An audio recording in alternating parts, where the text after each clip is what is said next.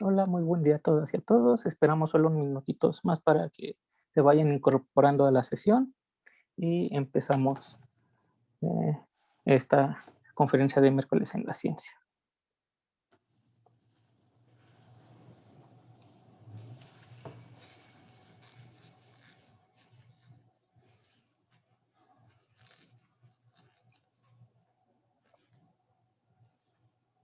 Les recordamos estar en la presentación, apagar sus micrófonos.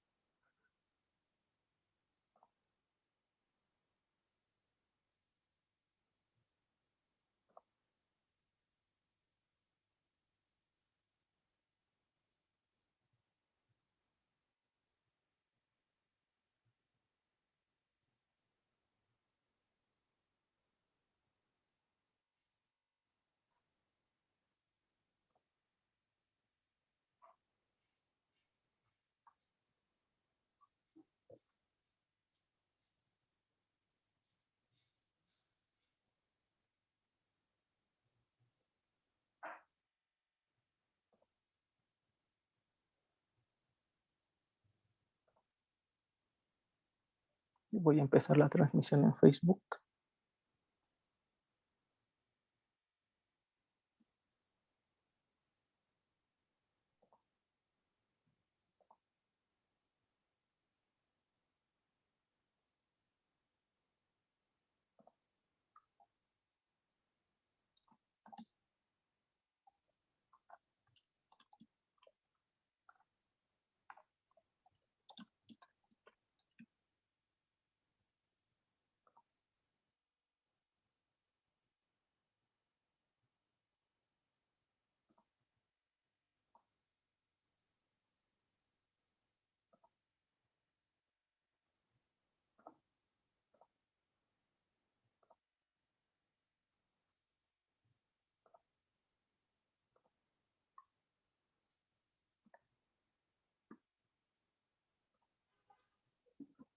Ok.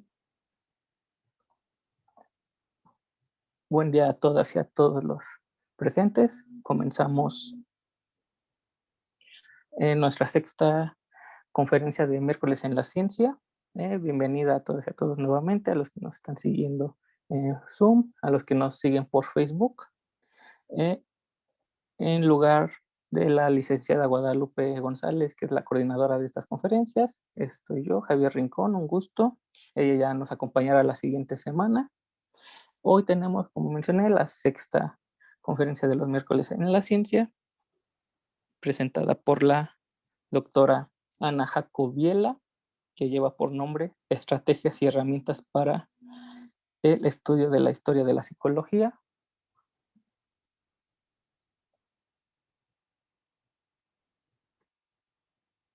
Eh, Antes de empezar la presentación, quisiera hacer algunos comentarios, algunos anuncios. Nuevamente agradecerles a los presentes, a los que nos ven por Facebook, a nuestra conferencista, la doctora Ana Jaco. Estamos Quisiera poner primero el orden de la sesión. Ella nos va a hacer su presentación y al terminar la presentación será una sesión de preguntas y comentarios para que haya retroalimentación.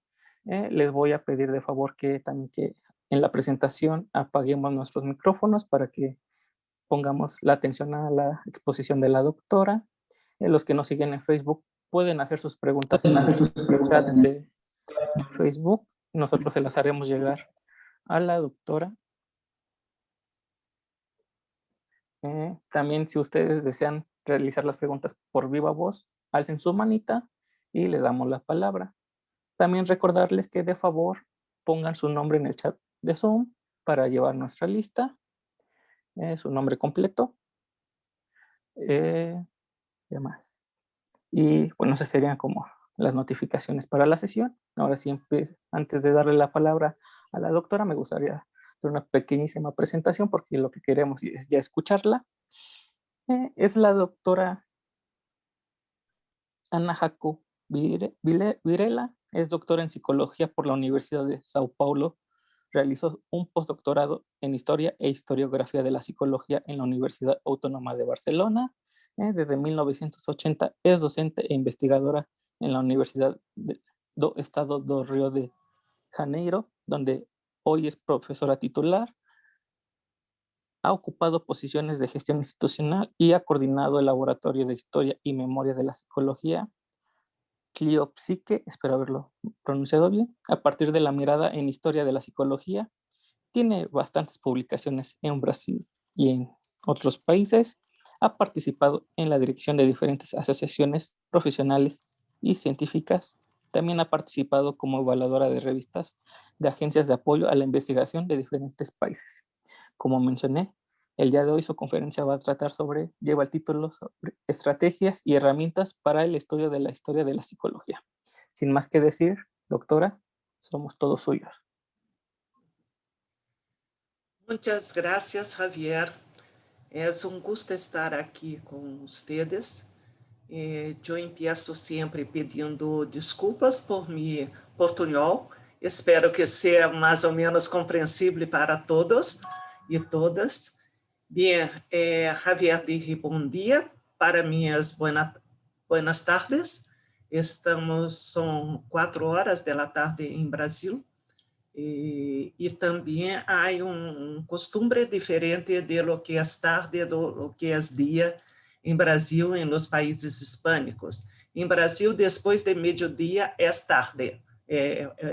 Não é o clima, não é nada disso que marca o tempo, pero é o reloj, não?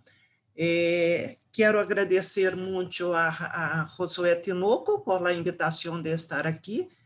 Josué é amigo muito querido com quem temos trabalhado de forma muito produtiva, muito interessante, e tenho que contar-lhes que nunca he visto presencialmente a Javier, não é toda uma amizade bem de estes tempos remotos, não? Bem, eu vou falar aqui para vocês sobre o que ele chama de estratégias de investigação em história da psicologia, que não necessariamente é em história da psicologia, é em história das ciências ou principalmente em história das ciências sociais. Eu tenho aqui um PowerPoint para nos ajudar em essa explanação. Então, o primeiro ponto aqui que quero falar com vocês é sobre esta palavra história, não? Esta palavra é uma palavra muito comum, é uma palavra que todos os idiomas têm, né? Pero em nosso caso temos que atentar que a palavra tem dois significados, e isso às vezes nos confunde um pouco. É o significado comum, normal, do senso comum, que é a ideia de aquilo que ha sucedido, os fatos passados, aquilo que aconteceu. E, por outro lado, a palavra história também significa o estudo, a investigação de aquilo que ha sucedido, é o estudo do passado, não? Então, em alguns idiomas é possível fazer uma distinção entre um sentido e outro, pero às vezes para nós outros esse sentido não se hace essa distinção e às vezes há confusão aqui. Por outro lado, eu quero dizer também de onde eu hablo, não? Isto é uma questão que hemos aprendido muito temprano em minha vida de investigador. Certeau disse que o investigador deve sempre ter ciência, estar consciente do lugar desde o que habla, não? É o lugar onde é o lugar institucional, é o lugar político, é o lugar personal do qual nós outros hacemos nossa investigação e nós outros hablamos, não? Em este sentido, eu sempre hago questão de afirmar que eu hago história da psicologia em Brasil, ou mais especificamente em Rio de Janeiro. Por quê? Porque não me veio em condições de entender a história da psicologia em outros lugares, em outros sítios, de los quais eu não conozco, eu não tenho a vivência de sua história, de sua cultura, de sua formação social, não? Em esse sentido, hoje em dia, me parece que desde sempre eu he tenido uma perspectiva decolonial. A decolonialidade de que há alguns anos muito se habla, pero está muito presente hoje em dia em la psicologia. Por outro lado, me gusta também falar que eu hablo de um lugar muito específico, que é o lugar da formação de psicólogos. Eu não liguei à investigação e história da psicologia desde o exercício profissional, por exemplo. Eu liguei por o exercício da docência, da investigação e da formação de psicólogos. E a formação de psicólogos, desde sempre, pelo menos em Brasil, pero creio que também nos demais países latino-americanos, a história da formação de psicólogo é muito intimista, muito centrada em los modelos europeus e norte-americanos, em la ideia do indivíduo livre, autônomo, igual a los demás, não? Esta formação de los psicólogos é um tipo de formação que nós outros temos questionado desde ao final do século passado e em la qual o curso a licenciatura de Psicologia Social de ustedes é um exemplo, não é, de como se pode fazer outro tipo de formação de psicólogos. Então, hablando da disciplina História, como eu empecé citando para ustedes, nós outros temos que entender que esta disciplina, como um campo científico, emerge em um século XIX em Europa, principalmente em Alemanha, pero também um pouco em França, e é uma história absolutamente positivista, dentro do modelo das ciências que se constituem, das ciências humanas e sociais que se constituem em um século XIX. É a mesma época em que se constitui a psicologia, a sociologia, as ciências sociais como campo de conhecimento. Essa história positivista, porque lá chamamos assim, porque é uma história embasada em documentos oficiais. É por los documentos oficiais que se vai contar o que ha sucedido. Esses documentos oficiais são especialmente de dois tipos, né? São os tratados de paz, não? E são as actas de los consejos reales. Então, é uma história que está muito preocupada em dizer o que ha sucedido, quando ha sucedido, né? E quem é o personagem involucrado com este fato e esse acontecimento. Um exemplo para entendermos dessa história positivista é uma coisa que todos nós outros aprendemos em la escola, não é? Cristóvão Colombo ha descoberto a América em 1492. Então, tu tienes um personagem, um herói, que ha hecho uma coisa increíble em uma fecha específica, né? E muito da história que se ha ensinado para nossas crianças e adolescentes hasta muito pouco tempo, e continua sendo ensinado também assim em alguns lugares, é esse tipo de história, não? A história que se embasa em fechos, em datas, em personas, em heróis. Em um século XX, um princípio do século XX, por volta de 1920, surge uma revista em França chamada L'Analyse de História Econômica e Social, que genera um tipo de movimento que hace um câmbio em um modelo de se fazer história.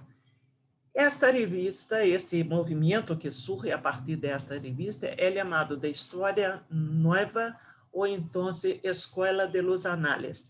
Por quê? Porque a perspectiva desta história se afasta da proposta de uma história política e militar que estava na história do século XIX e hace a crítica, a ênfase em essa história procurando acercar a assinatura, a disciplina História, às ciências sociais. Esse é o primeiro ponto.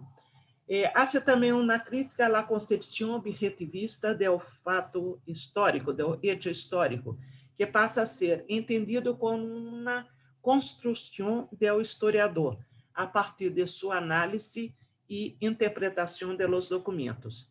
Se hace também a construção de uma narrativa histórica articulada com a dinâmica sociocultural do contexto, não? Então, com tudo isso, se liga a uma ampliação do alcance do feito histórico e do documento que registrou esse hecho histórico. Por isso, a história nova, ou a escola de los análises, incorpora novos objetos de investigação. Então, não só mais a política ou a guerra, mas também o comércio, a sexualidade, as mulheres, a infância, a loucura, os livros, o olor, o medo, o amor. Não? Tudo isso são novos objetos de estudo da história. Novas formas de fazer história. Então, é quando surge a história social, a história cultural, a história das mentalidades, as microhistórias, e também novas fontes de investigação, não mais só actas e tratados de paz, pero também diários, correspondência personal, imagens, artefactos materiais, narrações orais e coisas do gênero. Assim, com a nova história, se amplia tanto a perspectiva sobre o que pode ser historicizado, ou aquilo que vai ser objeto de uma narrativa, de uma narração, como sobre as diferentes formas de se constituir dicha narração. Narração torna-se, então, a palavra central para entender o trabalho do historiador. A historiografia pode definir-se como a escritura da história, né, para a qual certo habla de uma operação historiográfica, onde está presente um lugar social, desde o qual o historiador habla, é o local onde se insere o investigador, uma prática de investigação e um processo de escritura, não? Porque também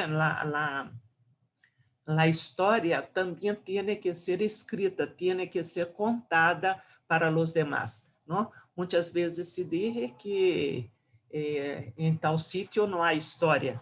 E, na verdade, muitas vezes não é isso. Não há pessoas que estão disponíveis para contar esta história, para investigar e contar esta história, não? Bem, esta é a ideia general de história, pero nós outros vamos falar de história da ciência. A psicologia, as ciências sociais são ciências, fazem parte deste campo. História das ciências é um campo específico da grande ciência da história, pero tem suas características, como qualquer campo específico tem suas características. É o desenvolvimento da história das ciências, que empieza no princípio do século XX, nós outros temos algumas discussões muito importantes, muito interessantes. Por exemplo, como se deve fazer a história? A história é internalista ou externalista? O que esses termos querem dizer? Esses termos, internalismo. Devemos fazer uma história interna à ciência, ou seja, uma história do desenvolvimento dos conceitos, das noções, dos métodos, das práticas de uma determinada ciência, como um autor respondeu a outro autor, como se há aprimorado sempre uma ideia de desenvolvimento, de progresso, como se há aprimorado uma dada ciência desde seus primórdios hasta hoje, não? Por outro lado, esta visão internalista da ciência recebe críticas e se propõe em seu lugar uma história externalista. Uma história externalista seria o quê? Seria a ideia de que os contenidos da ciência, o conhecimento propriamente dito, o conhecimento teórico, o conhecimento prático, os métodos de investigação, Estos devem de ser explicados por las condições externas a las ciencias. Por exemplo, por la existência de instituições de investigação, por a existência de la financiação de la investigação, não? Por factos que estão fora da ciência. Por exemplo, Latour habla de la importância do laboratório para a constituição de las descobertas de Pasteur, não? Então, isto seria uma forma de la visão externalista. Com o passar do tempo, estas duas visões, o que podemos dizer? Elas continuam existindo, pero mescladas. Hoje em dia se entende que uma visão internalista é importante porque temos que seguir, né? Dar seguimento a lo que se desenvolve dentro da ciência, pero sem olvidar as condições externas que han propiciado este desenvolvimento. Uma outra dicotomia que muitas vezes se apresenta é sobre se a ciência tem uma continuidade ou se há desenvolvimentos descontínuos, não? Se a ciência empieza de alguma coisa básica, não? E os novos conhecimentos vão acrescentando em o sentido de desenvolvimento de uma amplitude, ou se a ciência se desenvolve por descontinuidade. Isto por rupturas. Isto depende muito, hasta hoje em dia temos as duas posições, e isso depende muito da posição do historiador, não? Outro conceito relevante para falarmos aqui é o conceito de centro e periferia.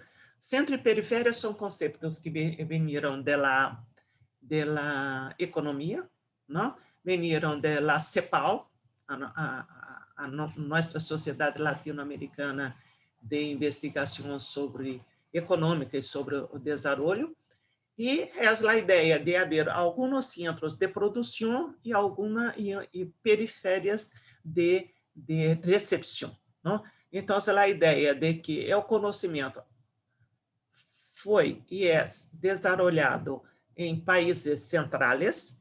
Podemos dizer hoje em dia, quem seriam os países centrais? Estados Unidos, Inglaterra, Alemanha, França e pouco, talvez, Itália, não? E periferia, que é os demais, não? Boaventura Santos Souza disse que Portugal é o centro da periferia, ele disse alguma coisa assim, não? Porque Portugal hace parte, Portugal e Espanha e tal, há inclusive deixa-me explicar de outra maneira, há uma associação europeia que se chama Ciência e Tecnologia na Periferia Europeia. É uma associação que reúne investigadores de Portugal, Espanha, Grécia, Suíça, enfim, de los países que não fazem parte de los países centrais. Então, a ideia inicial na história das ciências é que o centro produz o conhecimento e a periferia lo reproduz. Nós outros lo reproduzimos. Essa ideia, hoje em dia, é importante para valorarmos o câmbio que houve no passado do tempo, porque essa ideia hoje em dia é substituída por a ideia de circulação do conhecimento. O conhecimento, principalmente em um mundo moderno, com a velocidade das informações, de los cambios de informação, da transmissão de informação, os conhecimentos correm por periferia e centro todo o tempo. Não dá para afirmarmos mais a existência do conhecimento em centro específico e sua reprodução em outros lugares. Se hablamos, então, de circulação do conhecimento, não vamos mais falar de reprodução, pero de recepção e apropriação. Os conhecimentos podem ter sido produzidos em outro espaço, né? Quando chegam a um novo espaço, a um novo lugar, eles são apropriados. Isso significa o quê? Significa que não há uma reprodução, porque as condições do lugar inicial são diferentes das condições desse segundo lugar. Por isso, eu he posto aqui uma cita de Schwartz. Roberto Schwartz, é um crítico literário brasileiro que desenvolve essa concepção de ideias fora do lugar. Ideias desenvolvidas. Ele está falando principalmente do liberalismo no século XIX e como o liberalismo foi recebido em Brasil. Ele diz que o liberalismo em Brasil é uma coisa completamente diferente do que foi criado e desenvolvido em França e Inglaterra, por exemplo. Porque, ao chegar no Brasil, ele convive, e convive muito bem, por exemplo, com a esclavitud. ¿Vale? Então, não há como você falar que é uma mesma ideia de liberalismo, por exemplo. Por isso, uma ideia que está fora de lugar. Se ela está fora de seu lugar de nascença, ela se transforma, ela se cambia em uma outra ideia. Um outro ponto que me interessa chamar a atenção aqui é o anacronismo. Anacronismo é um risco com o qual o investigador lida todo o tempo estamos sujeitos a cometer anacronismo fora do tempo, né? Cronos, tempo. A ideia é o risco que nós outros corremos de evaluar, de analisar uma situação ocorrida em outro tempo com os olhos e com os conceitos de hoje em dia. Não? Entender o século XIX com os olhos do século XXI. Não? Isto não é possível. Sin embargo, este é o grande desafio do historiador, né? A história se hace sempre a partir de um problema do presente. Quando nós outros vamos investigar o passado, normalmente lo hacemos para tentar entender, resolver, compreender algum problema que vivimos em o presente. Vamos ao passado, pero não podemos mirar ao passado com os olhos do presente. Isto é um pouco impossível. É lógico que vamos mirar com os olhos do presente, porque somos pessoas do presente, pero devemos tentar, o mais possível, ter clareza e fazer um pouco desta distinção. Então, ingressando especificamente em las estratégias de investigação, não? Temos que chamar a atenção aqui. O investigador, quando desenvolve sua investigação, não? Em o caso da história da psicologia, nós outros temos uma diversidade de objetos, temos temas de estudo, desenvolvimentos teóricos, metodológicos, práticos, extremamente diversos, porque a psicologia é uma disciplina muito diversa. Então, se investigar e contar a história da psicologia, são atividades com muitos supostos teóricos, ideológicos, políticos, derivando e de isso derivam diferentes narrativas. A partir das formas que se ha contado a história da psicologia, podemos localizar narrações mais celebratórias e monumentais que se ocupam de estabelecer as origens e analisar os acontecimentos, os grandes homens pioneiros, de uma forma celebratória, apontando os méritos e fazendo reconhecimento da superioridade de aqueles personagens. Pero eu digo para mis doutorandos, por exemplo, que ele não necessita dizer que uma pessoa foi fantástica, foi um gênio. Ele tem que demonstrar, ele tem que contar os fatos e as pessoas que vão ler aquilo que ele ha escrito vão perceber por essa sua narração que aquela era uma pessoa excepcional. Mas não cabe a ele dizer, fomentar isto todo o tempo. Mas também existem narrativas que problematizam essas noções e se permite, por exemplo, questionar as próprias práticas da psicologia. O que tem que estar claro é que em cada investigação, o investigador elige o objeto de sua investigação, pero esta eleição não é uma eleição pura, neutra. Por quê? Ela é produto de um conjunto de relações que está presente em um momento específico. Os investigadores, ou o investigador, as normas institucionais, as condições materiais de investigação. Por exemplo, a financiação, a resistência de fontes de investigação, a infraestrutura tecnológica que temos, né? Em esse sentido, o investigador tem que construir seu objeto de investigação. Então, são muitas perguntas, aunque não sejam muito explícitas muitas vezes, em las que o investigador basa sua investigação. Que vou investigar? Em que período de tempo? Em que lugares? Que relevância pretendo dar às condições sociais, culturais e tal? Que me guiarei por as diferentes formas em que esse conceito ou prática aparece na história? Ou sobre os personagens que trabalharam com esse objeto?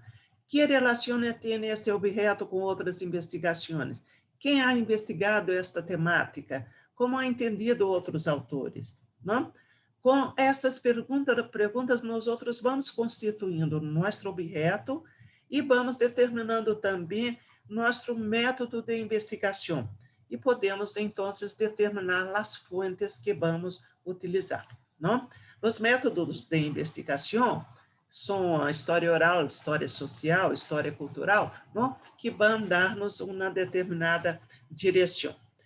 Pero, quando vamos pensar em las fontes, o que temos para fazer a investigação, eu he posto aqui arquivos e fontes. O que vou dizer agora é uma distinção muito didática, vale? E vou tentar explicar como isto é solo didática. Os arquivos são os sítios, os lugares onde se encontram as fontes primárias, principalmente as fontes primárias. Não? O arquivo é um sítio, é um lugar. Não? É um lugar que nós outros temos desde lugares muito bem organizados, lugares com todas as fontes de informação digitalizadas que podem ser acessadas online, e temos arquivos sem organização, arquivos com o material bruto, sem catalogação, o que é mais comum em nossos países de América Latina. Né? Eu he tenido um doutorando que hice um trabalho belíssimo sobre o uso da arte como terapêutica em um hospital psiquiátrico de Brasil em los anos 50, e ele ha encontrado todo o material artístico produzido por os internos do hospital em um sótão, não sei se é sótão, em um espaço abaixo do piso do térreo, né? Todas mescladas, sem cuidado, sem nada. Né? Seu trabalho de tese quase que foi a catalogação desse material. Então, arquivos são esses sítios onde esse material, podemos encontrar esse material. Nós outros os chamamos de fontes terciárias. Temos que saber que existem essas fontes. é mais difícil investigar se não sabemos da existência destes sítios. Chamamos também de fontes secundárias e fontes primárias. Fontes primárias e secundárias são mais, é uma distinção mais que acadêmica, que didática, né? Fontes primárias são os documentos escritos, pictóricos, orais, os documentos que vamos trabalhar, né? Fontes secundárias são a bibliografia sobre aquele nosso objeto de estudo, vale? Eu, por exemplo, chamo as fontes secundárias de comentadores, pessoas que comentam sobre aquele objeto. Por exemplo, se vamos fazer uma investigação sobre a obra de Rogelio Díaz Guerrero, vale? Que é um nome muito conhecido em todo o México e talvez seja o nome mexicano mais conhecido fora de México, ou é um nome mais atual, Maria Isabel Reis, que é falecido há pouco tempo. Né? Se vamos fazer uma investigação sobre a obra dessa pessoa, as fontes primárias são seus escritos, seus diários, suas cartas, esse tipo de coisa. Né?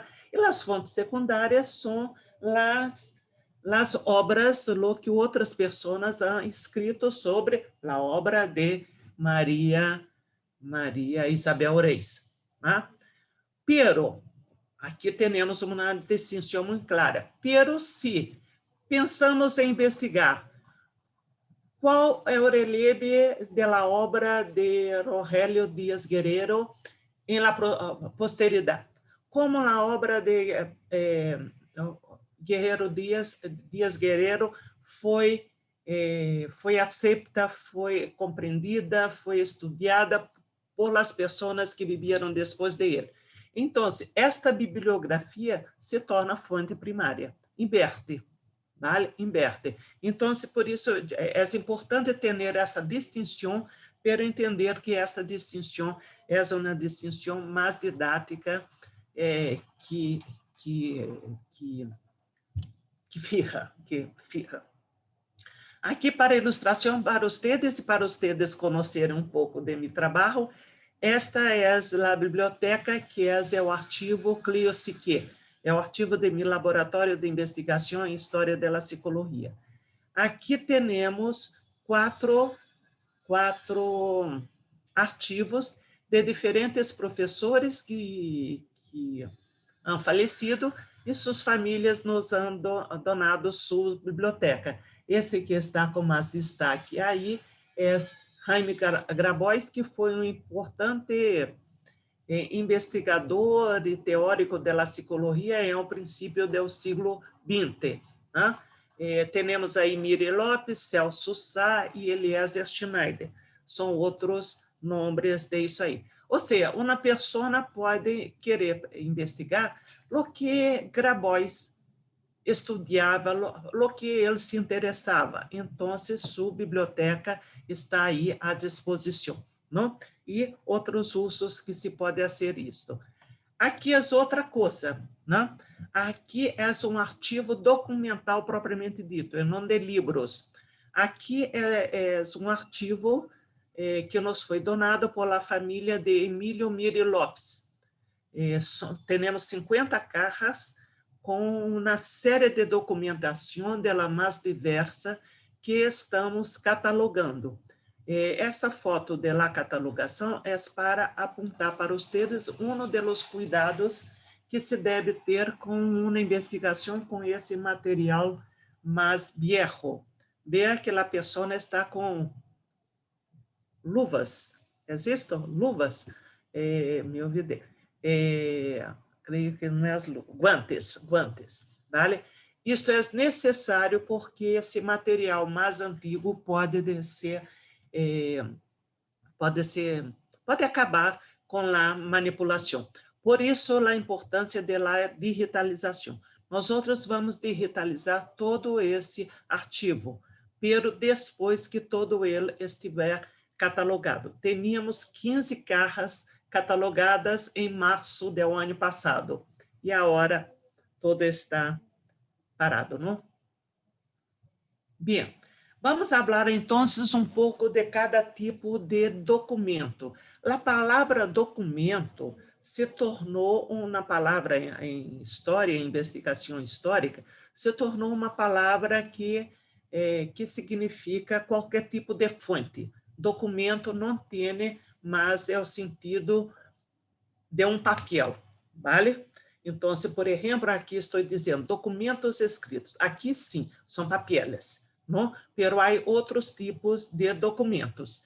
Então, o que são os documentos escritos que podemos utilizar como fonte de nossa investigação? Temos desde documentos oficiais, como actas, tratados, leis, informes. Temos livros, como é dado o exemplo de Rogelio Dias, publicações periódicas, manuais, cartas, diários e tal. Por exemplo, eu conosco há uma investigação muito boa no Brasil sobre as condições para a criação da Lei 4.119, que é a lei que ha regulamentado a profissão de psicólogo e os cursos de psicologia. Aqui está equivocado, gente. É de 1962. Houve um erro na escrita aqui. Outro exemplo que estou dando é de um livro importante em Brasil, Ordem Médico e Norma Familiar, que esse autor, que é um médico psicanalista, também de muito releve, Freire, Jurandir Freire, ele utiliza as teses da Faculdade de Medicina de Rio de Janeiro do século XIX para entender como os médicos prescrevem um novo modelo de família e como os médicos utilizam esse novo modelo de família em sua prática profissional para tentar que as mulheres, as esposas, tenham outras formações, como devem educar seus filhos, qual o seu papel como mulher, vale? É toda uma normatização da família hecha a partir dos médicos, conforme estaria tratado nas teses. Outro exemplo que quero dar-lhes aqui, e me quedei muito feliz e agradeço muito a um amigo da Argentina, Fernando Polanco, porque Fernando procurou para mim este livro, uma edição espanhola desse livro. Não sei se vocês lo conhecem, mas é um livro bem utilizado em la psicologia, um livro de Norbert Elias chamado O Processo da Civilização. E esse livro, há uma parte que são as investigações sociogenéticas e psicogenéticas, propriamente dito, pero a segunda parte, Norbert Elias habla sobre a mudança, sobre o câmbio de costumes, e ele se utiliza para ilustrar esse câmbio de costumes de manuais de educação, manuais que ensinam as normas de bom comportamento social. Né? E isto é uma parte muito interessante do livro. Como se portar na mesa, como usar, como se portar em las relações maritales, conjugales. É uma parte muito interessante desse livro e ele aponta como os manuais contribuíram para esse câmbio. Se vocês veem esta foto, que é a capa do livro, que é uma capa muito mais, uma portada muito mais interessante que a portada da edição brasileira, nós outros temos uma pessoa, perdão, as pessoas estão na mesa comendo, pero tem uma pessoa que está limpando seus pés na mesa de comida. Então, há um processo de aprendizado, há um processo que Elias chama de civilização, que diz que na mesa se hace uma coisa, para lavar os pés, para limpar os pés. Há outros espaços próprios para isso. Bem, temos outro tipo de documentos escritos que são os periódicos, as revistas. Eu he posto aqui uma revista de psicologia que ha existido durante muito pouco tempo, nos anos de 1970, 1980, em Rio de Janeiro, que ha hecho muito sucesso, né? A revista Radice, que ha traído muitos temas que estavam na vida cotidiana na época e ha traído para a psicologia, coisa que as revistas, os periódicos que existiam até então, os ditos periódicos acadêmicos, não traíam. Então, aqui um número é sobre o divórcio, que estava recém-aprovado em Brasil, e o outro número se habla sobre huelga, sobre a necessidade de humanizar os hospitais psiquiátricos, a presença da gestalt terapia, que estava surgindo em aquele momento no Brasil, e, lógico, Freud em seu divã. Uma doutoranda minha ha hecho um trabalho fantástico resgatando toda a história desta revista. Outro tipo de fonte, e aqui empieza a ser um pouco estranho, não? Causa um pouco de estranheza falar de fonte, são as fontes pictóricas, ou seja, os quadros, as pinturas, não? Os dibujos que podem nos contar uma história. Isto, logicamente, quando se habla de fontes pictóricas, nós outros temos que citar o livro de Philippe Arrier. Philippe Arrier é o livro, em espanhol se chama El Niño y la Vida Familiar em um Antigo Regime. Em português, isto também foi Fernando Polanco que ha conseguido para mim. Em português é História Social da Criança e da Família. Vale? Então, em este livro, não sei se todos o conhecem, Philippe Arrier aponta o cambio em la visão da infância, quando a infância deixa de ser um pequeno adulto, quando a criança deixa de ser um pequeno adulto e passa a ser um ser separado, um ser próprio, um ser que tem suas características próprias, né? E ele faz essa análise, né, por meio de pinturas, por meio de quadros, onde ele analisa como é a representação pictórica da pintura em um momento e outro momento. Não? É um livro muito utilizado, principalmente em psicologia social e psicologia do desenvolvimento aqui em Brasil. Não? Essa foto do meio me interessa muito. É uma foto do século XIX em Brasil. É uma foto que retrata muito bem o regime escravocrata. Então, temos o senhor Blanco adelante, 5 escravos negros por detrás, não? Atentem ao detalhe que o senhor está com sapatos e os escravos não. Os escravos não era, não sei se isso existia em outros países, mas em Brasil os escravos eram proibidos de usar sapatos. Então, há muitas fotos de escravos libertos, os negros depois de libertados, com o par de sapatos pendurados em o pescoço, não sei se é compreensível, porque não conseguiam usar sapato, porque toda a vida estavam acostumbrados a andar descalços. Então, para representar que não eram mais escravos, eram libertos, tinham liberdade, né? Poniam os sapatos pendurados em o pescoço. Essa foto que está aí, me interessa apontar para vocês também, porque ela pode indicar-nos uma outra coisa. Quando tu vas a hacer um determinado tipo de investigação histórica, tu tienes que, por exemplo, utilizando fontes pictóricas, tu tienes que entender das condições técnicas de aquele momento. Então, em esse momento, fotografia era aquele processo demorado, devagar, lento. As pessoas tinham que estar paradas, fijas, não é? Para que o fotógrafo conseguisse fazer uma boa fotografia.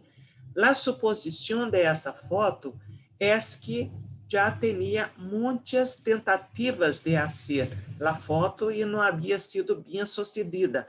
Então, se vocês miram as ficções do Senhor de los Esclavos, ele parece estar com rabia, ele parece estar enfadado, não, raivoso, melhor, não? E este escravo, mas à esquerda do dueño de los esclavos, está com muito medo, não? A ideia é que a coisa está tão demorada, está sendo tão desagradável para o Senhor, que depois alguém vai apanhar, né? Ele vai bater em alguém. Não sei se abrir as palavras corretas. O último livro que posto aqui é um livro de um investigador da história da psicologia de Colômbia, Gilberto Oviedo. O nome não está muito claro aqui, depois, se alguém se interessar, eu posso falar o nome. Gilberto tinha um trabalho fantástico sobre as relações entre religião e ciência em Colômbia, no século XVIII e XIX. Ele chama História Oculta da Psicologia em Colômbia, e esse trabalho ele faz por meio do estudo de representações de figuras de santos, de figuras em igrejas, em museus, a representação de los santos e de los personagens religiosos como padres e tal, na história de Colômbia. Aqui há outro exemplo de fontes pictóricas que uma pessoa que eu conosco utilizou em um trabalho sobre drogas, a proibição do uso de drogas. Estes são propagandas, publicidade de cocaína, né, para o uso cotidiano. Cocaína, ao princípio do século XX, pelo menos em Brasil, se vendia em las farmácias, né? E cocaína, por exemplo, drops de cocaína era para dolor de dente, era para uso de las crianças, né? Isso acalmava as crianças. Há uma propaganda que eu não he conseguido encontrar, para o dolor de estômago que os chicos recém-nascidos têm, né? Então, 2 gotas de cocaína junto com o leite, né? E isto acalma a criança. Tá? Isto é porque me gusta muito esta propaganda, por isso eu queria mostrar. Uma outra fonte de investigação histórica são os registros materiais. Aqui nós temos 2 fotos, uma foto da direita, vamos falar dela primeiro, é a prisão modelo de Barcelona, que hoje em dia é um centro cultural. Pero mira a foto, essa é um panóptico, como bem descrito por Foucault, não? Então, é a ideia de uma torre central, da qual se pode observar todos os lugares que estão em torno. Pero essa foto de la esquerda é uma foto que me interessa muito, porque que é essa foto? É a ocasião de uma defesa de teses de um estudante de Wundt. Entonces, Wundt solo trabajaba con sus estudiantes en términos de su psicología fisiológica, ¿no? Todo el trabajo de Wundt sobre la psicología de los pueblos, ele hace depois solo. Ele não comparte esse trabalho com seus estudantes. Então, um estudante de Wundt está apresentando seu experimento sobre algum processo psíquico, né? É um experimento que pretende mensurar um processo psíquico. E Wundt é o sujeito do experimento. Por quê? Porque é o grande professor que tem mais condições de evaluar se aquele experimento mide com segurança o processo psíquico que se propõe a investigar. Não?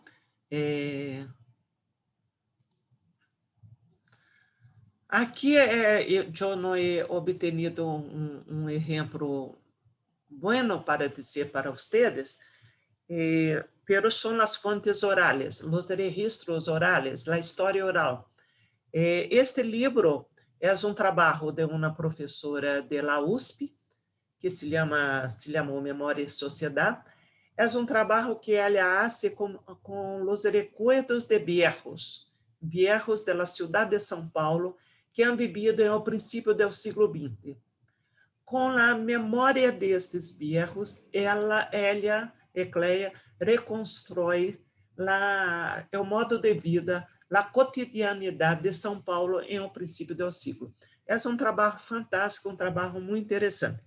Eu tenho agora um doutorando fazendo um trabalho, não só de história oral, mas uma parte muito relevante com história oral, sobre os estudantes e os psicólogos, os estudantes de psicologia, os psicólogos que han ingressado na luta armada contra a ditadura empresarial militar do Brasil em nos anos 60, 70 e 80. Nós outros vivimos 21 anos em essa ditadura. Eu trabalho especificamente sobre os anos 70, porque foi quando houve a luta armada. Ele ha recuperado os nomes de muitos, ha obtenido uns 30 ou 40 nomes de estudantes e psicólogos que han actuado na luta armada e ha hecho entrevistas, longas entrevistas, mais de uma e muitas vezes, com em torno de 6 destes personagens. Não? Então, essa é uma outra forma de reconstrução do passado por la memória destas pessoas. Não? Bem, ingressando então em análise, eu he posto aqui uma bibliografia porque me gusta muito esse trabalho de Rosa Huertas e Blanco, Metodologia para a História da Psicologia. Esse trabalho, eles dizem que esse trabalho tem alguns capítulos iniciais em que se discute o que é história, como ser história e tal, pero o foco é principalmente a questão da metodologia e ele é mais um manual, né? E ele é muito útil como manual. Então, os autores dizem que o análise, né, depois que tu tienes os dados e tal, a análise deve se centrar em 3 níveis: nível do discurso, nível biográfico e nível socioinstitucional. Como um bom manual, em cada parte em que se discute, por exemplo, o discurso, ao final há um guia para a análise do discurso. Biografia, há um guia para a análise biográfica, socioinstitucional, por aí vai. É um livro muito interessante, por isso eu estou ponendo aqui como uma sugerência. Pero, então, todos os guias apontam a necessidade, todos esses guias que estão em este livro que eu he citado, apontam para a necessidade de pensarmos por la descrição, não? Então, Isto implica a importância dos conhecimentos prévios sobre o tema em questão e sobre as condições culturais de produção deste tipo de documento. O que falei agora sobre a fotografia no século XIX. Nós outros temos que saber como eram as condições em aquele momento, né? O que existia de conhecimento, né?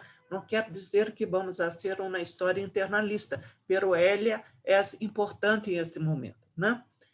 Temos que ter conhecimento sobre o linguagem e o nível técnico da época. Isto aqui, esta sugerência, me parece excelente, sempre procuro lá utilizar, a ser uma ficha de identificação do documento. Colocar dados como autor, fecha, gênero. Eu penso muito esta ficha, hoje em dia, de aquela forma que as pessoas que trabalham com os discapacitados, as orientações que dão sobre como devemos apresentar material para os discapacitados. A necessidade, por exemplo, esse PowerPoint deveria pensar para os discapacitados, dizendo quantas lâminas são, que estão na cor verde e branca, que as letras estão em verde, em preto, em negro. Toda uma descrição do material e aí de acordo com cada tipo de material, né? Se é um texto, não, é muito importante atentarmos à estrutura argumentativa do texto. Como é que se faz a argumentação? Que tipo de palavras são utilizadas? Palavras mais do senso comum, palavras mais técnicas, mais específicas, para que assim nós outros possamos identificar todas as vozes que hablam por meio deste texto, né? Passando para a análise, nós outros temos que ver como isto se relaciona com as teorias e disciplinas e redes de relações, né? Analisar as condições de existência do texto. Qual o seu público, quais os objetivos, que valores são os que expressa, como dialoga com outras tradições, e analisar as possíveis funções que o texto ha cumprido ou segue cumprindo em um âmbito social do conhecimento, não? Pero a análise se hace de múltiplas formas. Isto aqui são somente uma ideia general de lo que devemos estar atentos ao fazer nossa análise. Mais que métodos, creio que aqui seriam técnicas, uma forma seria, por exemplo, a bibliometria, né? Analisar a produtividade nas relações entre produção e posição institucional, o impacto e a filiação intelectual, por exemplo, o que hacemos muito hoje com os fatores de impacto, não é? Quantas citações tem e quem cita e por quem é citado, né? Uma forma de se fazer bibliometria que está muito em uso hoje em dia é a construção de redes de palavras que se usam software para hacer, não?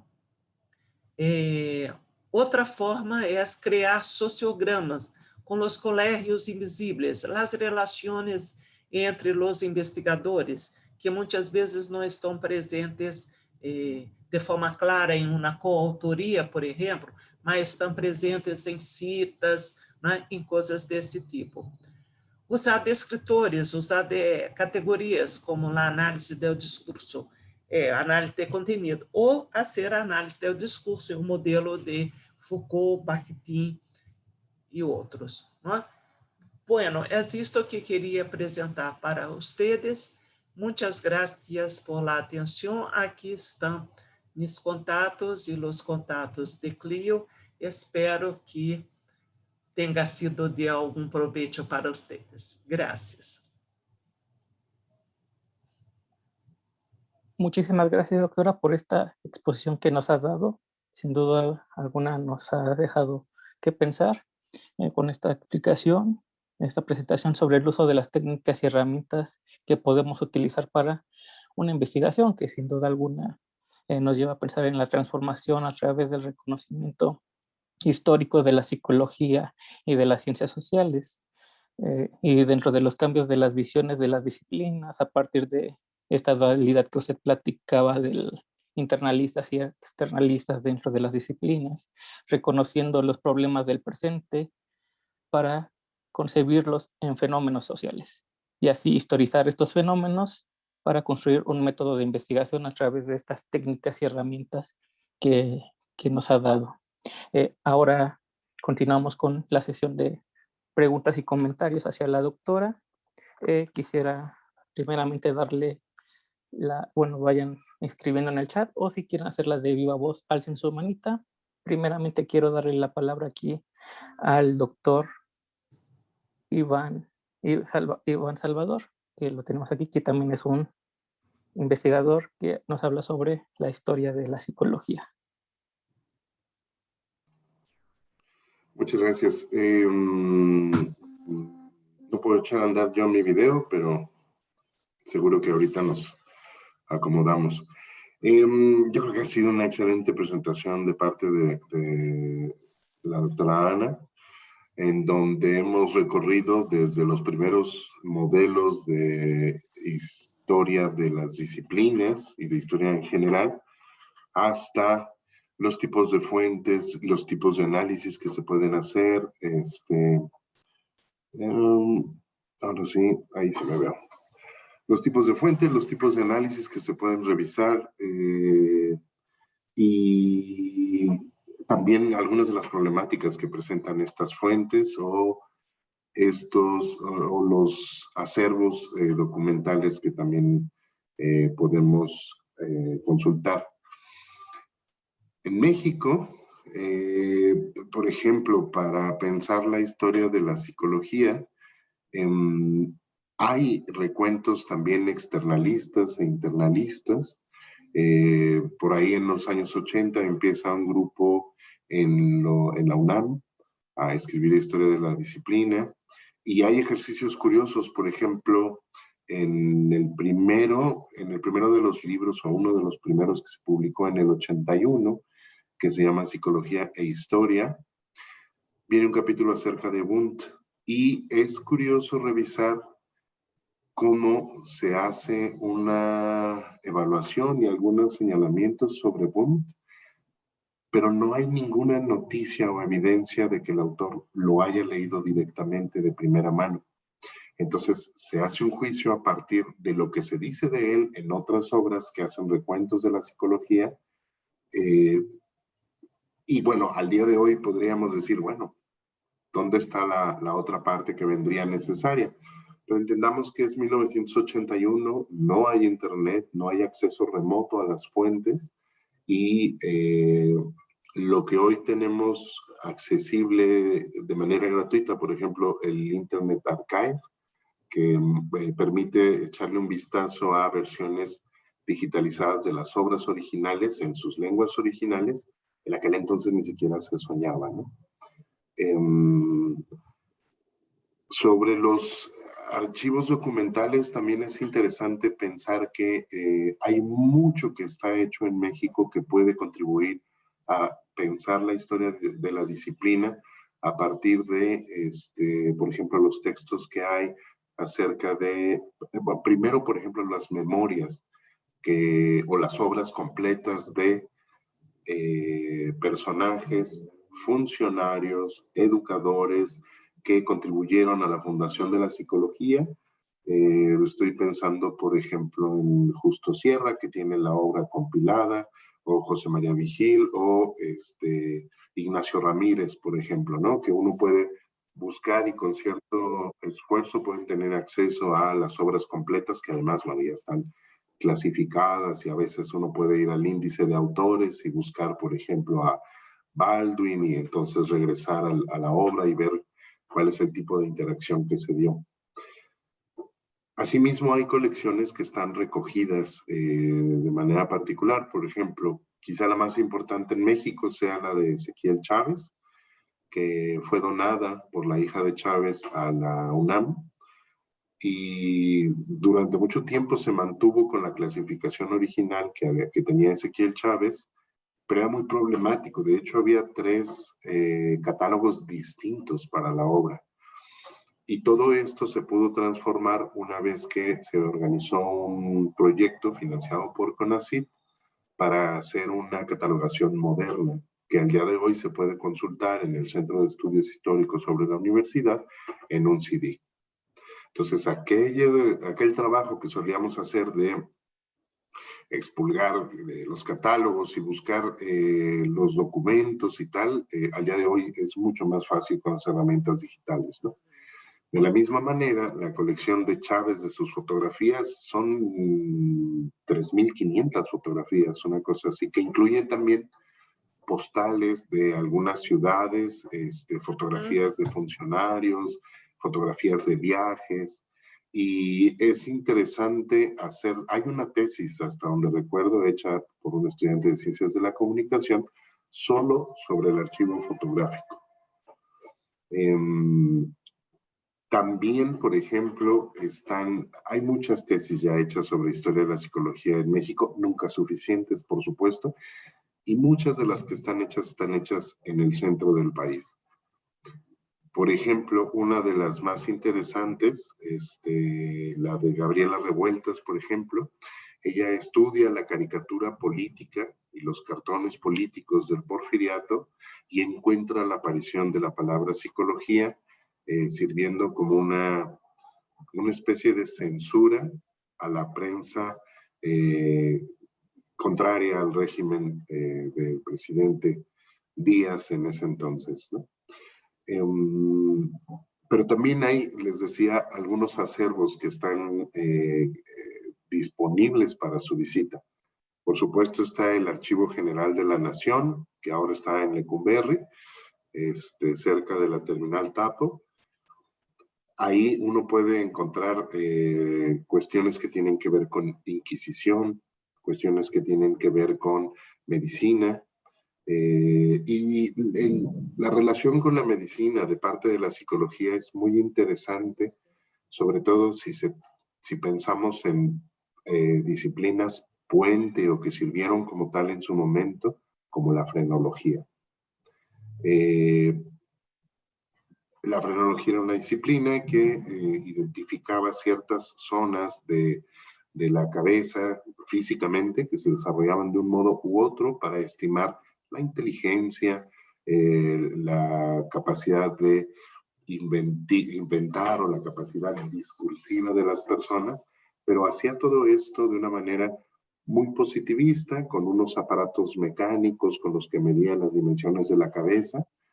Y este tipo de cosas presenta también otra alternativa que tendría que ver con estudiar los aparatos o los desarrollos tecnológicos que en su momento sirvieron para cuestiones de medicina, de política, pero que tienen que ver con las mentalidades de la época o con una manera de hacer las cosas en nuestro país, sea Nueva España o sea México ya independiente. El archivo, por ejemplo, también de Ezequiel Chávez está, lo decía ya, catalogado y disponible en la UNAM, pero hay varios archivos que son un tesoro escondido en varias bibliotecas del país. Por ejemplo, la Autónoma de Nuevo León tiene la biblioteca completa de una autoridad de la iglesia que además fue alguien que estaba metido en la prensa conservadora, que tiene la biblioteca más grande de impresos filosóficos del Porfiriato, es decir, de comienzo del siglo XX. Por supuesto está la Biblioteca Palafoxiana, que es la biblioteca que está en la ciudad de Puebla, y es la que tiene impresos, la colección de impresos más grande de su género. No hay libros de psicología, pero hay libros de anatomía, de medicina, que nos pueden dar una idea de prácticas que antecedieron a la práctica psicológica, ¿no? También hay cada vez más trabajos locales.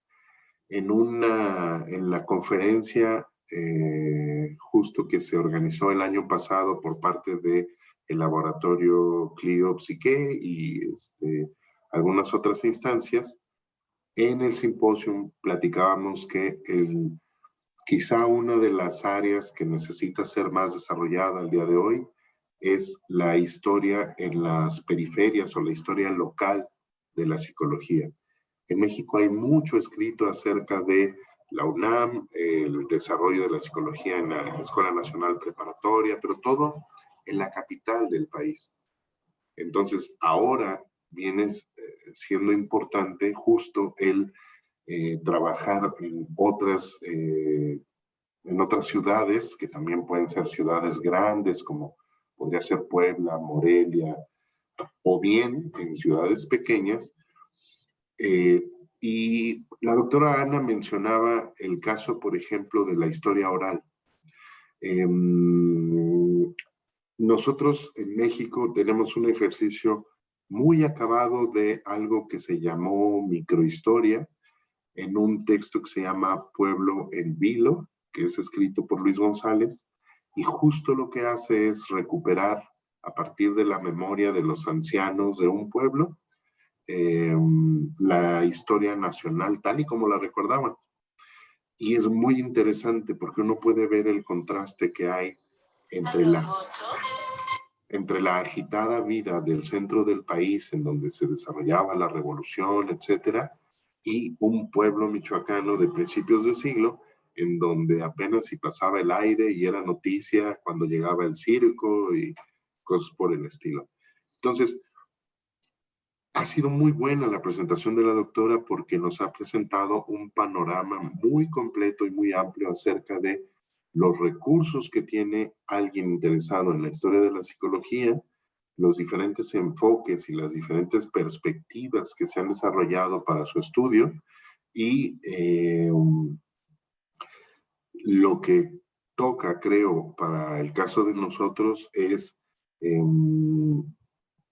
interesarse por esto, ponerse los guantes, como ella comentaba, para ir a los archivos históricos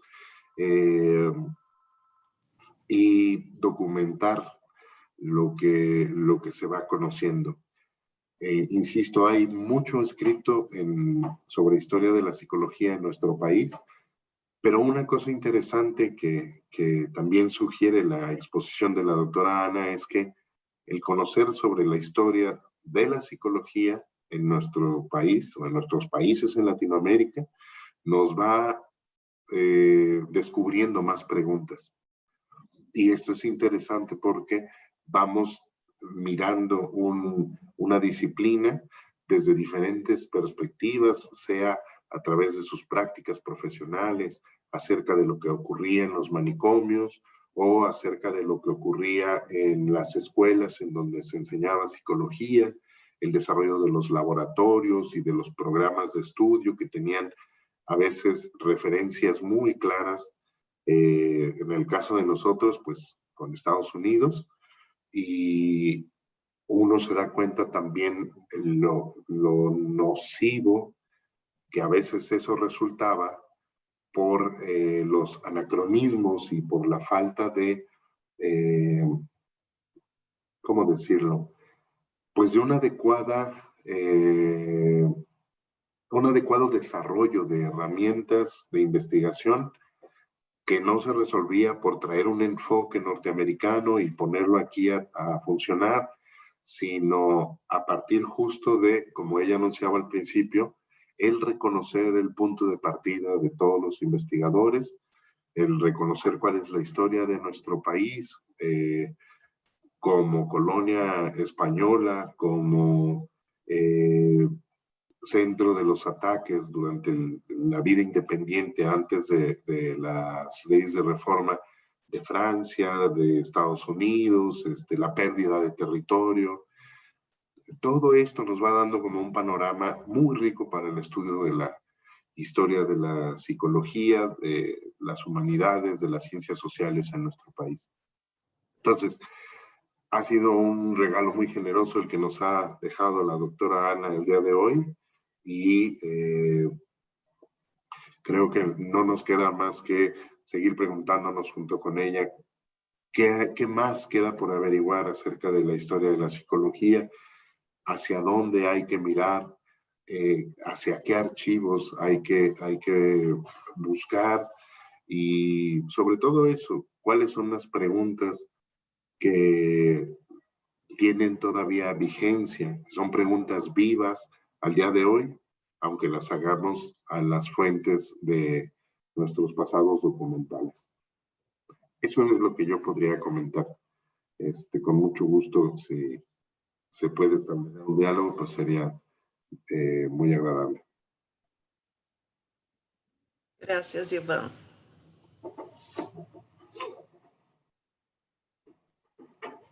Ok. Si gusta, le comparto las preguntas que nos están haciendo aquí por el chat.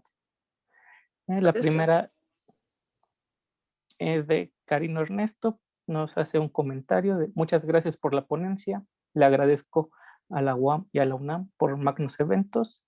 Y nos hace la pregunta, ¿por qué hasta estos días muchos no conciben a la psicología como ciencia a pesar de que hay investigación y el uso de método científico? Essa é uma pergunta difícil, não? Essa é uma pergunta difícil. Não é só a psicologia, me parece, não? Todas as ciências humanas e sociais têm muita dificuldade para serem reconhecidas como campo científico na parte mais grande dos países, não? Isto nós outros vemos, por exemplo, na financiação, não? Todos os estudos sobre a financiação de investigação em Brasil apontam que 70%, 80% das verbas do governo vá para a área tecnológica e biomédica, né? E então, tem 20% que têm que ser divididos por todas aquelas áreas humanas e sociais. Então, é muito pouco dinheiro para algumas coisas.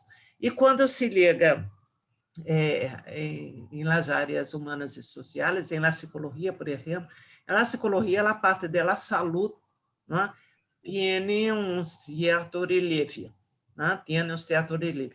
Isto se tornou muito claro agora na pandemia, que não se conseguia, não havia dinheiro para nada, mas havia algumas possibilidades para a saúde. Eu me quedei muito aburrida com este tipo de situação. Vocês sabem, em Brasil, nós outros estamos em caminho que vai para baixo, não? Em tudo. Em o último, nós outros fazemos encontro a cada 2 anos. Salvador, Ivan ha participado no ano passado.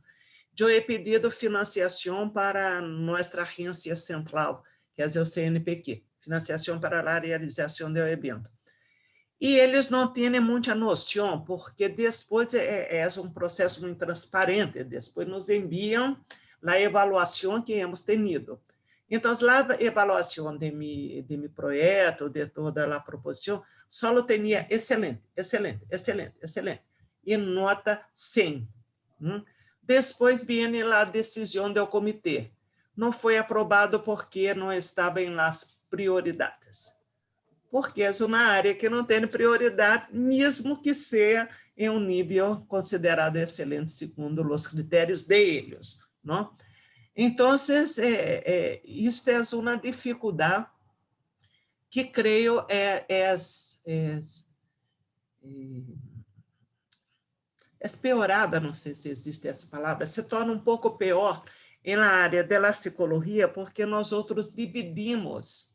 A área da psicologia divide seu campo de conhecimento ou suas técnicas com outras áreas, com a religião, não? A questão da alma, por isso me gusta muito o trabalho de Gilberto, o colombiano, a questão da alma, os religiosos estão aí trabalhando com a alma, não? hoy en día diferentes esoterismos, ¿no? Todo isso se mescla um pouco com a psicologia e, às vezes, não se sabe muito bem como diferenciar.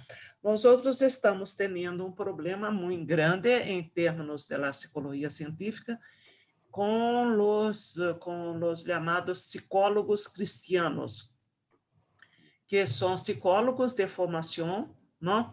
Pero que querem guiar-se no por la psicologia que han estudado, pero por la fé. Isto, em um caso brasileiro, tem muito relieve, principalmente na compreensão sobre a homossexualidade, né? É muito complicado. Perdão, não sei se he respondido muito bem, mas é uma questão muito complexa. Sí, muchas gracias, doctora. También tenemos otra pregunta por aquí en el chat de Roberto Bernardo. ¿Qué piensa usted de las páginas que ofrecen fuentes bajo una suscripción en la que se tiene que pagar? Subscrição de revistas. Nós entendíamos que as revistas têm que ser open access, têm que ser de acesso aberto a todas as pessoas. Pero eu sou editora de uma revista, eu hago parte do corpo editorial de uma revista, não sou o editor-jefe. E é uma luta para pôr a revista a cada vez online. E a revista é só online, impressa, nem pensar, porque aí sim não há dinheiro, não? Então, é uma situação um pouco difícil, que creio se pode resolver por as revistas serem de entidades, não? Serem de universidades, serem de editoriais, serem de associações que sustentam as revistas com seus recursos, não?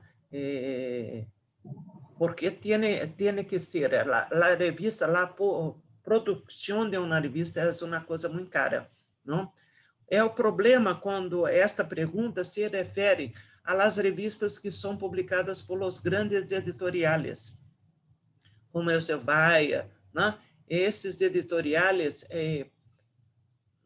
fazem cobro para todos os acessos e, às vezes, de uma forma muito rica, muito cara, e sem pagar a los autores, não? O que é mais drástico todavia, não? Pero creio que a nós outros só nos cabe lutar por um acesso aberto para todos, para os autores, que muitas revistas estão exigindo pago de los autores para publicar, né? E de los lectores, de los dos lados de la moneda. Muchas gracias. También tenemos otra pregunta de Ricardo Alonso. Muchas gracias por su ponencia. Mi pregunta es, ¿cómo podemos lidiar con la censura o la polarización de las investigaciones hechas desde las ciencias sociales? Eu não sei se he compreendido muito bem esta pergunta. Em um sentido lato, um sentido bem amplo, não? A censura, as discussões, as autorizações para uma dada investigação fazem parte de aquelas condições institucionais para o exercício da investigação, como fazem parte para o exercício da docência. Por exemplo, eu conosco uma investigadora de uma Universidade Católica de Chile, que iba a investigar sobre aborto. Eu disse a ela, tu vas conseguir? Ah, sim, vou. Não conseguiu. Quando ele apresentou a proposta de investigar sobre aborto em uma universidade católica, não houve autorização, não? Então, isto, em um certo sentido amplo, todas as investigações vão estar sujeitas a um tipo de censura, que às vezes a censura é em termos, por exemplo, o exemplo que é dado sobre a financiação do congresso que eu organizo, não? Pensando em uma investigação, tu das mais dinheiro para uma investigação e menos dinheiro para a outra, né? Ou um departamento de uma universidade não permite ao professor ter uma carga horária destinada à investigação. Isto são formas de impedir, e às vezes não é como podemos pensar, por uma persecução àquela investigação ou aquele investigador. Às vezes por as regras que estão postas e não se pensou em discutir essas regras antes. Pero creio que tu estás pensando em um momento atual que há em alguns países, e aqui em Brasil isto está muito claro, né? Há sim censura a investigações de ciências sociais. Em Brasil, as investigações que passam por lo que a extrema-direita chama de costumbres, né? As investigações que passam por as questões em torno da família, né? Todas elas estão passando por um filtro ideológico muito grande, vale? Isto para a investigação, não?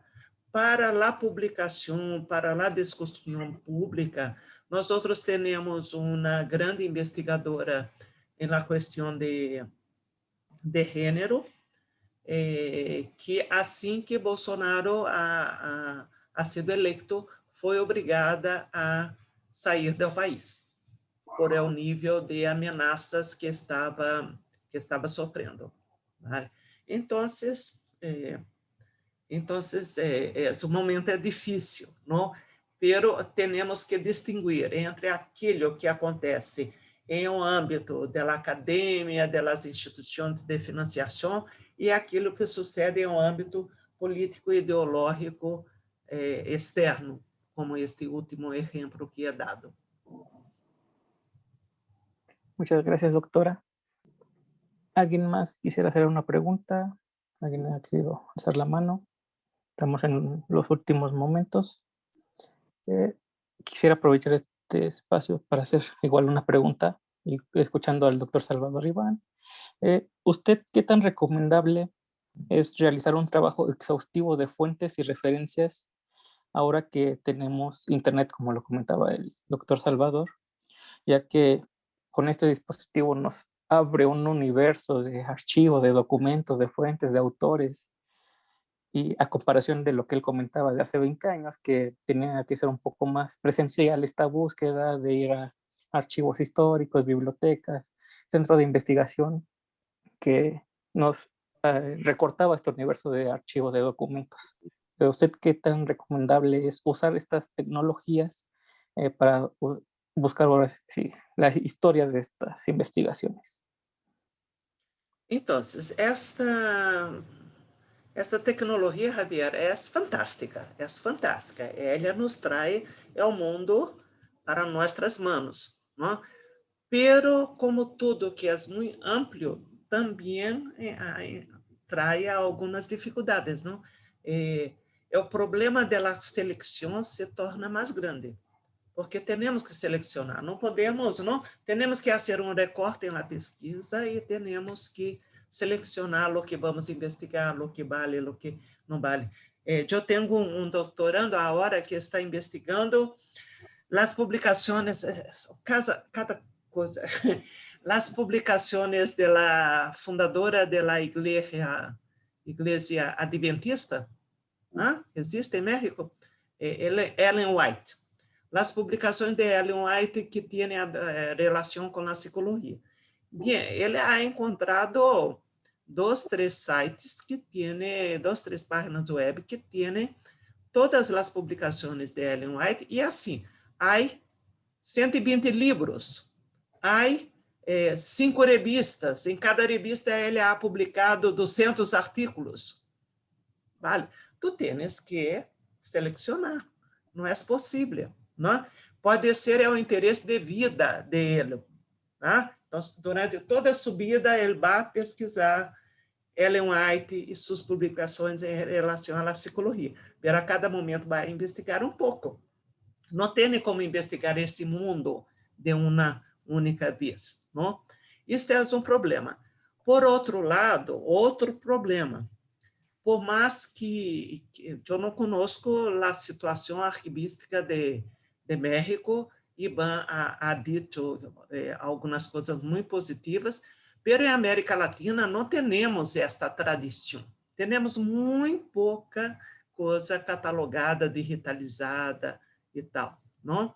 E uma coisa que eu tenho receio, não é nem receio, volviendo ao princípio de lo que he hablado, ¿no?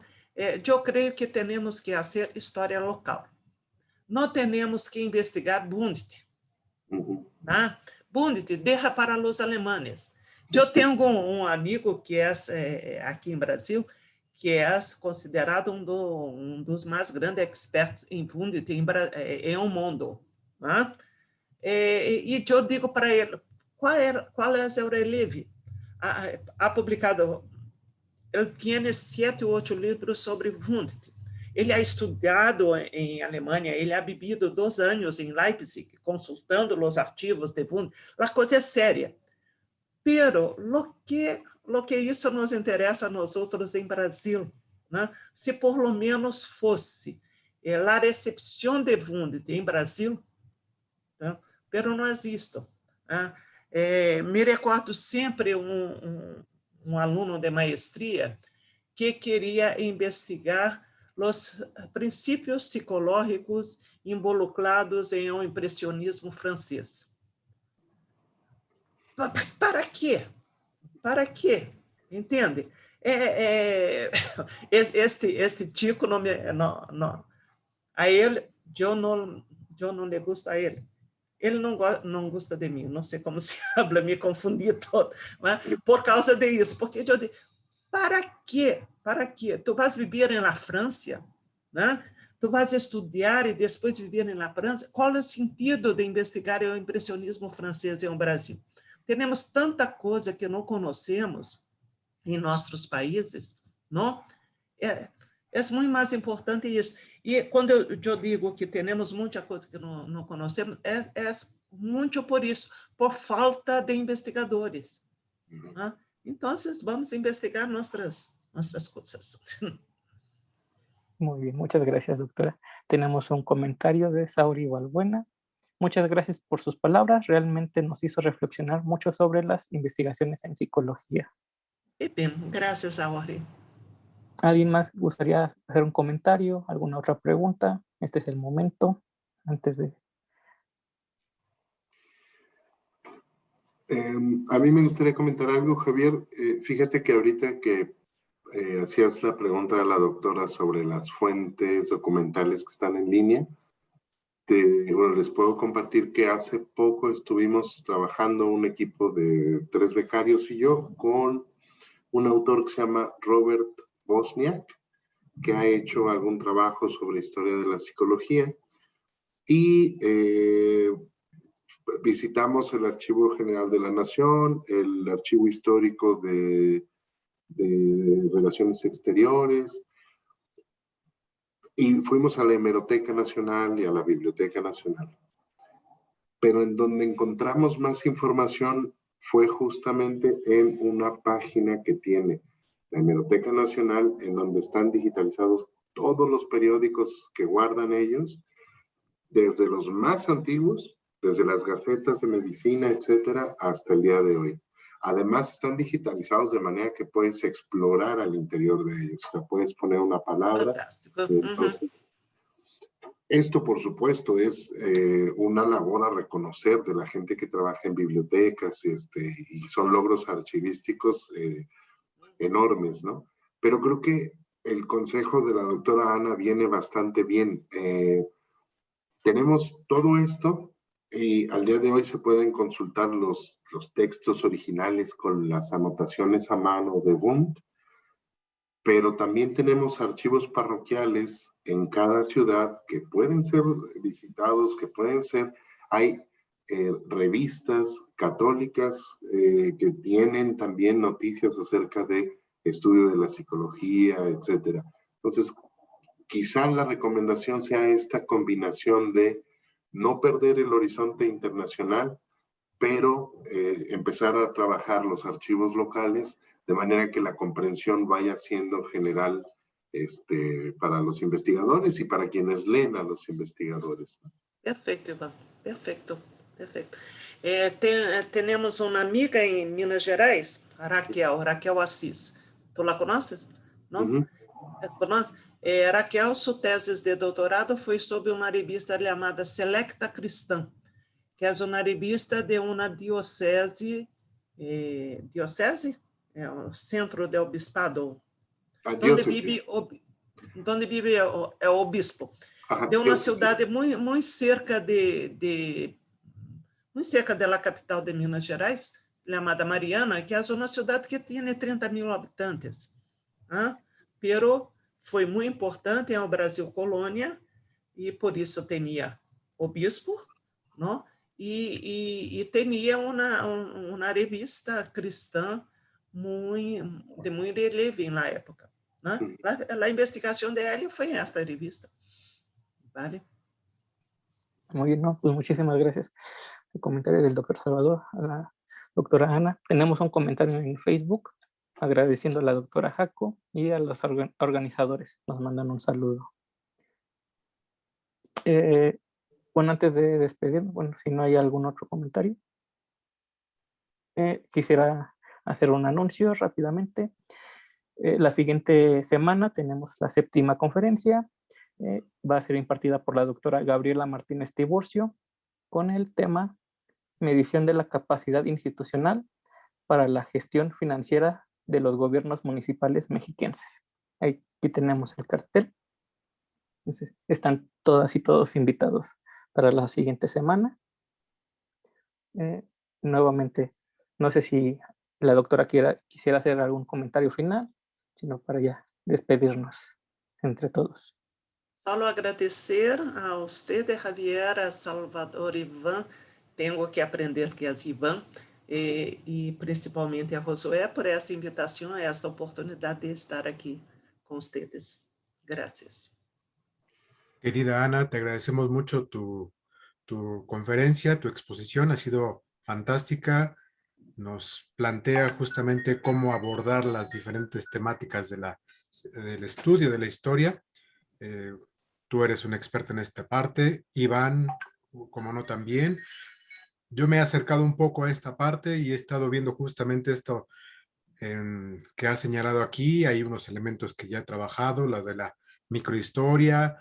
Hay historias en esta parte que este proyecto que estamos trabajando juntos de cómo localizar a los descendientes, pero también mucho ahora en esta parte de pandemia, de tener que estar desde internet buscando y cuándo murió, cuándo nació determinada persona, qué sucedió. Entonces son esas cosas que se nos olvidan, que nosotros en la parte histórica no lo tenemos como un elemento más que de adorno. La historia está ahí, en los libros, la historia y listo, pero no recuperamos esta parte viva que el día a día se va construyendo, y entonces cuando miramos hacia atrás de dónde venimos, cómo surgimos, cómo estamos presentándonos, cómo hemos llegado a estos descubrimientos, no lo tenemos claro, no existe, ¿sí? Ay, estas cosas de tecnología. No lo tenemos claro, no existe. Entonces, de repente empezaron a buscar. Entonces hay que ir a hacer esta pizca, a hacer esta búsqueda. Pero me llamó la atención, y creo que sería para otra conferencia, esto que señalas, la psicología cristiana que está creciendo en ciertas zonas y que puede fácilmente, entrecomillado fácilmente, empezar a cambiar las fuentes históricas y dar una versión diferente de nuestro pasado. Sí. En los orígenes, la psicología en México tuvo que ver con la parte religiosa, la parte moral, la parte judicial. Los jurídicos les interesaba la psicología. Pero ahora, pues ya nos hemos desligado, pero de repente esta aparición de lo cristiano como una forma de, no de moral, sino de moralidad, qué peligro para la historia. Morisco. Sí, dale, Ana, por favor. No, yo quería decir que tenemos muchos trabajos sobre la psicología jesuítica en Brasil Colônia, ¿no? Y tiene una cosa que me llama atención y que me encanta en la cosa de los jesuitas. Foi por meio de uso da filosofia tomista, né, que os jesuítas consideraram que os indígenas tinham alma, porque eles tinham 3 faculdades da alma, eles tinham o entendimento, a vontade e a memória, então eram pessoas como a gente. Isto é muito interessante, mas fora isso foi muito difícil, não? Sí, sumándole un poco a lo que justo comentaba el doctor Josué, en México la historia que más se ha contado ha sido del lado liberal, del lado del gobierno a lo largo del siglo XIX y cómo dentro de las instituciones educativas se peleaba por si se podía estudiar psicología o no. Pero es bien interesante revisar lo que pasa precisamente del lado religioso, porque en el cambio de papas que hay de Pío IX a León XIII, hay una habilitación de parte de León XIII de incorporar los nuevos estudios de las nuevas disciplinas y no lo dice tal cual, pero implica la psicología sin duda, y esto hace que empiecen a haber traducciones al español.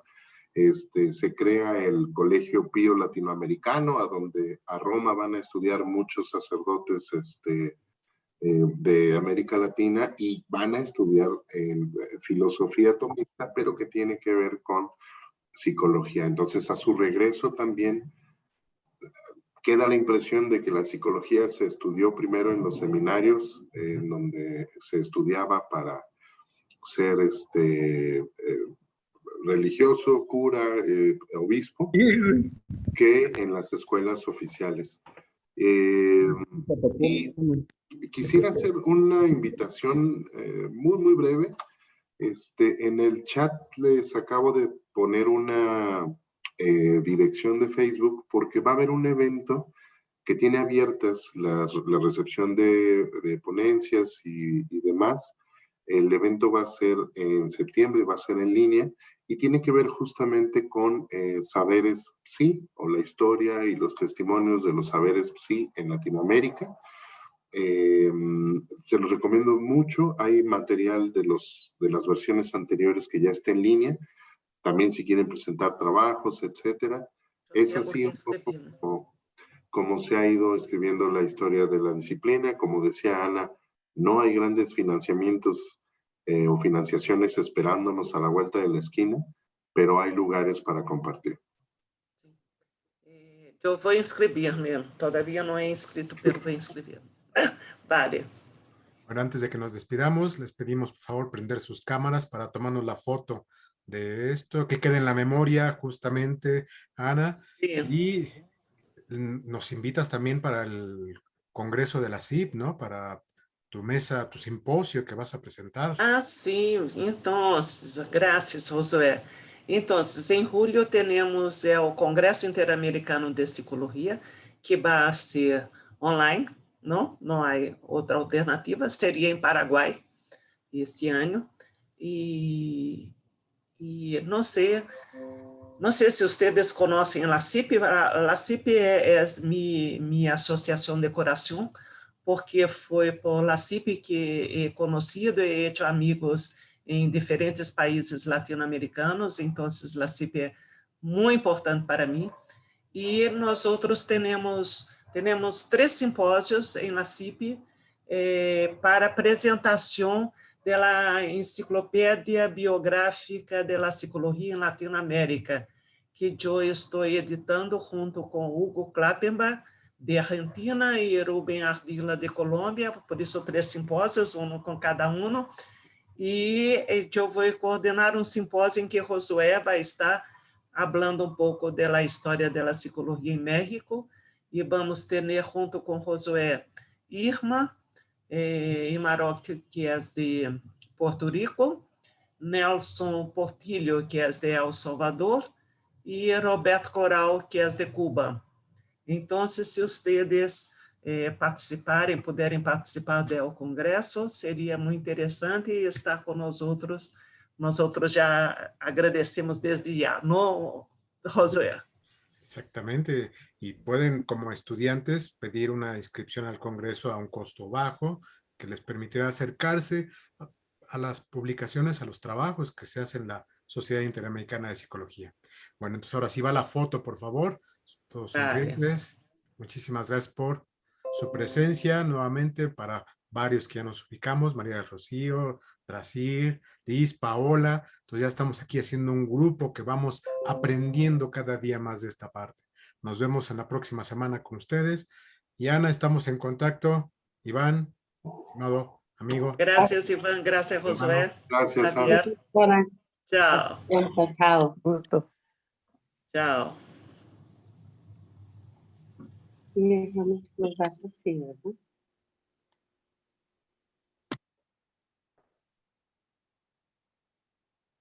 Y esta parte, Ana, interesantísimo lo que hemos visto, lo que se ha trabajado con el proceso de las búsquedas.